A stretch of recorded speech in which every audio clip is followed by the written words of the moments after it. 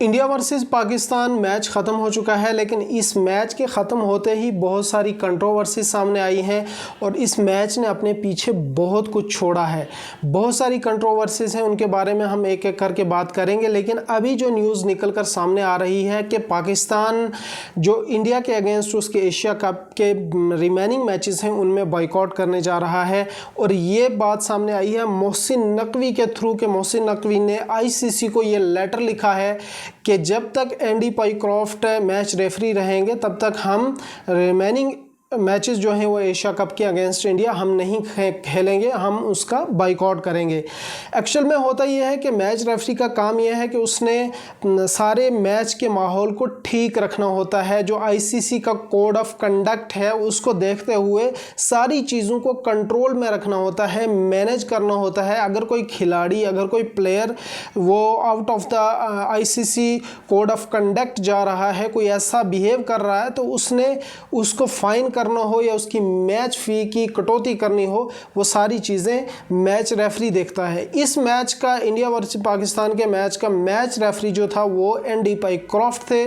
और सुनने में ये आ रहा है कि जब टॉस का वक्त था तो उन्होंने आगा सलमान को ये कहा कि आप सूर्या कुमार से हैंडशेक नहीं करेंगे। तो मोहसिन नकवी ने ये एतराज़ किया है कि मैच रेफरी का काम जब ये है कि वो सारी चीज़ों को मैनेज करे, अच्छे से सारी चीज़ों को देखे, माहौल ठीक रखे। मैच रेफरी खुद ही कह रहा है कि आपने एक कैप्टन से दूसरे कैप्टन को कि आपने उससे हाथ नहीं मिलाना, हैंडशेक नहीं करना। देखिए, वो कहते हैं कि अगर पॉलिटिक्स है, ठीक है, हमारे दोनों के बीच में पॉलिटिक्स हैं, बहुत सारी चीज़ें हैं, हमारी गवर्नमेंट के कुछ इश्यूज़ हैं, वो अपनी जगह पे, लेकिन एक मैच रेफरी जो है वो ये चीज़ें नहीं कर सकता। यहाँ तक तो ठीक है, लेकिन मोहसिन नकवी ने दूसरी बात ये कही है कि ICC को उन्होंने ख़त में ये मेंशन किया है कि जब तक ये एंडी पाइक्रॉफ्ट मैच रेफरी रहेंगे तब तक हम इंडिया वर्सेस पाकिस्तान के जो नेक्स्ट मैचेस हैं उनका बॉयकॉट करेंगे, हम नहीं खेलेंगे। वैसे ये एक अच्छा तरीका है डिफीट से बचने के लिए कि आप मैच का बॉयकॉट कर दें। और ठीक बात है, ज़रूरी है ग्राउंड में शर्मिंदा होना, शर्मिंदगी उठाना। एक तो बंदा हार जाए और उसके ऊपर फिर इस तरह की बेइज्जती हो, तो मुझे लगता है ये चीज़ें ठीक नहीं है उनके लिए। ठीक है, बॉयकॉट करेंगे तो उनका एक शर्मिंदगी से बच जाएंगे।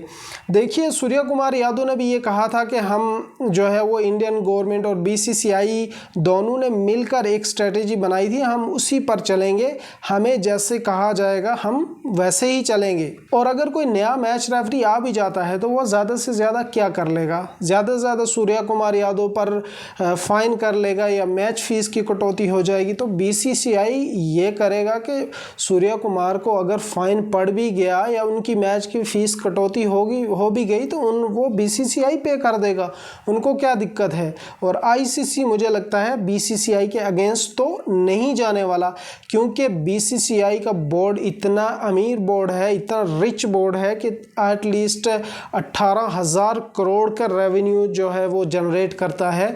तो मुझे नहीं लगता कि ICC BCCI के अगेंस्ट जाएगा। और अगर कोई दूसरा मैच रेफरी आप ले भी आते हैं तो ये चीज़ें चेंज तो होने वाली नहीं है। इंडिया वर्सेस पाकिस्तान के बीच में जो टेंशन्स हैं वो बिल्कुल भी चेंज नहीं होने वाली, वो ऐसे का ऐसा ही रहेगा।